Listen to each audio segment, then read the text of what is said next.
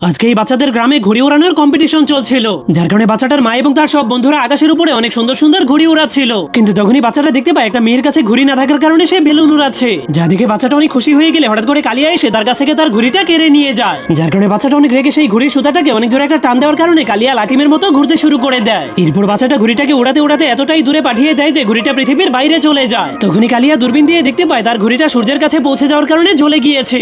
যার কারণে সে তার ঘুড়ির জন্য কান্না শুরু করে দিলে হঠাৎ করে সবাই আকাশের উপরে ময়ূরের মতো অনেক সুন্দর একটা ঘুড়ি দেখতে পায়, যা দেখে গ্রামের সবাই সেই ঘুড়িটাকে নেওয়ার জন্য ফুল স্পিডে সেটার পিছু করতে শুরু করে দেয়। এমনকি সেই ছোট্ট বাচ্চাটাও ঘুড়িটাকে নেওয়ার জন্য ঘুড়িটার পিছু করতে শুরু করে দেয়। কিন্তু তখন গ্রামের সবাই আকাশের উপরে থাকা সেই ঘুড়িটার দিকে তাকিয়ে তাকিয়ে দৌড়াচ্ছিল, যার কারণে তাদের সামনে একটা দেয়াল চলে আসলে তারা সবাই সেই দেয়ালের সঙ্গে ধাক্কা খেয়ে নিচে পড়ে গেলেও ছোট্ট বাচ্চাটা সেই দেয়াল ভেঙে পার হয়ে যায়। যা দেখে সবাই অবাক হয়ে গেলে ছোট্ট বাচ্চাটা ঘুড়িটার পিছু করতে করতে একটা ভয়ঙ্কর জঙ্গলের মধ্যে ঢুকে যায়। সেই জঙ্গলে একটা ভয়ঙ্কর সিংহ যখনই একটা খরগোশকে শিকার করতে যায় তখনই বাচ্চাটা সেখানে চলে আসে। এরপর সে সিংহটাকে মেরে সেই খরগোশটাকে বাঁচিয়ে অনেক জোরে একটা লাফ মেরে সেই সুন্দর ঘুড়ির উপরে উঠে যায়।